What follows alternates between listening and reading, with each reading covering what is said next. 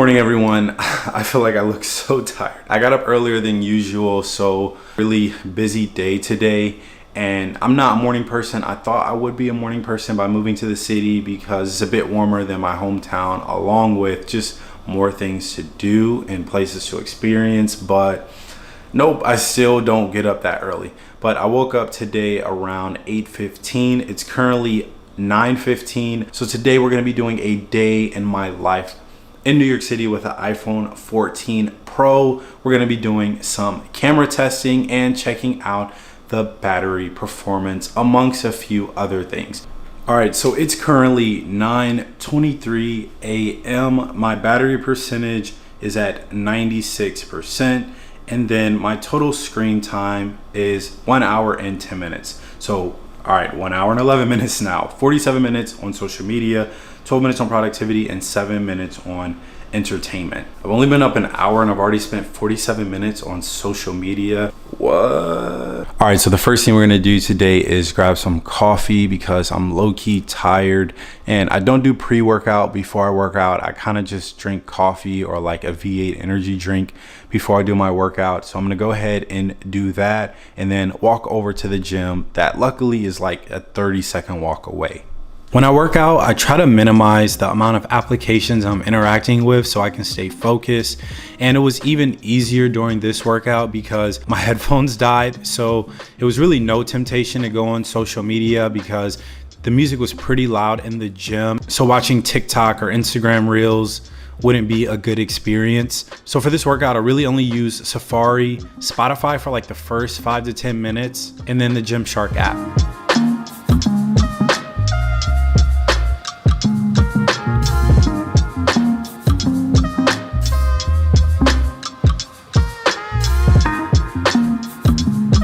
All right, so we're gonna do a quick battery life check, and we're going to look at how much screen time we have. So it is 2:04 p.m.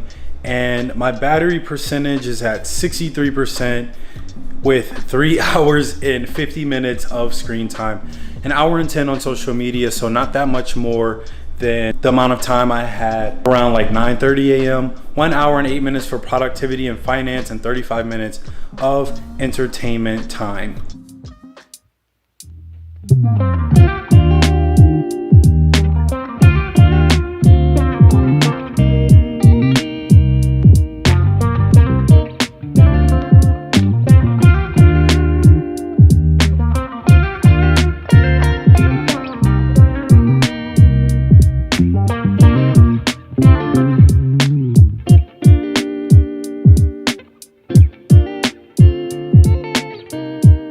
I definitely need to invest in a higher quality tripod for my iPhone. I find that the iPhone is honestly like the best camera to use in great lighting situations. One thing that I noticed right away when comparing the iPhone 14 Pro to the iPhone 13 Pro, and this is because I did a test of the phones side by side, and that's that at the 1x focal length, the iPhone 14 Pro has a bit larger field of view than the 13 Pro. Also notice that the video is also brighter, and I think a major part of that is that the iPhone 14 Pro has a 65% larger sensor paired with the new Super Retina XDR display. All right, so I'm shooting in the cinematic mode using the internal microphone in the iPhone 14 Pro, shooting at 4K, 30 frames per second. I never thought I would use cinematic mode, but I actually think I'll enjoy using it more for vlogging. We're in trances, going off to different places, different planets. Watch your aura pass me by, losing balance. What if we run out of time and second chances, empty-handed? I can see me using cinematic mode more often because the background, like the bokeh, looks more realistic. In previous iPhones, I felt like cinematic mode just looked like the bokeh looked a little fake and a little bit too fuzzy.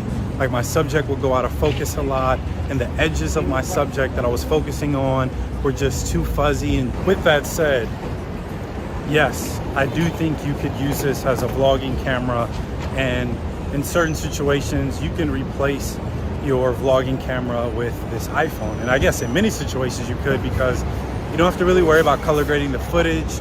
Footage looks really good. The bokeh looks great. The lighting and exposure looks perfect. Pass me by, losing balance. What if we run out of time and second chances? Empty-handed.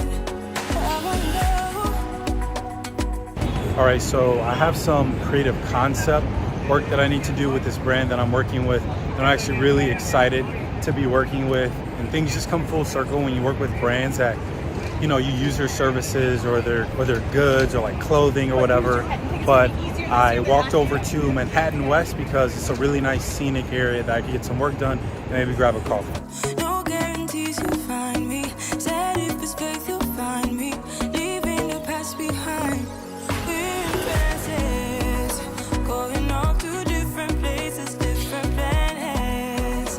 Watch your aura pass me by, losing balance. What if we run out? Throughout my day in New York City, I noticed how vibrant the iPhone 14 Pro display is, and that's thanks to the Super Retina XDR display. I definitely noticed the difference between the 14 Pro display and the 13 Pro display. Don't get me wrong, the 13 Pro's display is vibrant as well. I don't know if the 14 Pro is 65% more brighter than the 13 Pro. All I know is it was really easy for me to use my phone in the sun, especially using maps, and I didn't even have it in dark mode, and I was able to easily see what my route was.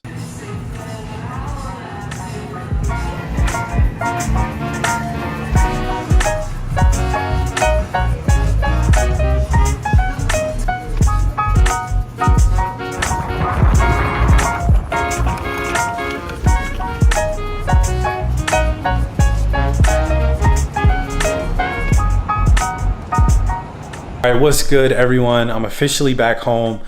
What a long day, but it was a lot of fun filming this day in the life with the iPhone 14 Pro in New York City, doing a camera test and checking out the battery performance.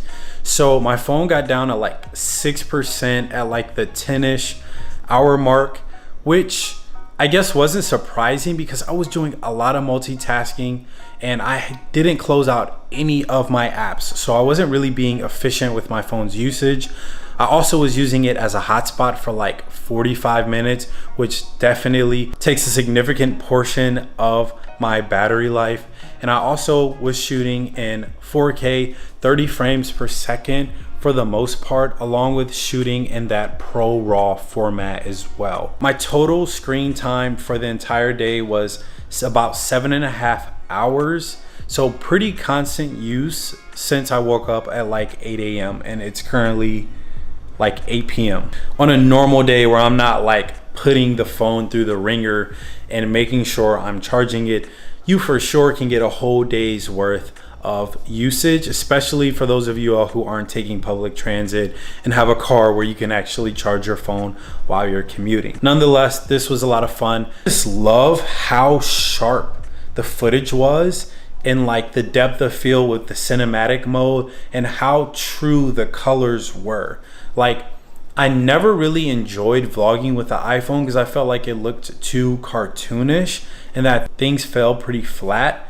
But with the cinematic mode, it adds this like depth of field that I feel like the previous phones didn't really have, that makes the footage look not that much different from like one of those Sony vlogging cameras like the Sony ZV-1. That concludes this video. This was more of like observation and testing opposed to like opinions. So if you actually want like a full thorough review of my experience using the iPhone 14 Pro, be sure to give this video a thumbs up and hit the subscribe button. I would greatly appreciate that. And as always, have a blessed rest of your week. I'll see you all soon. Peace.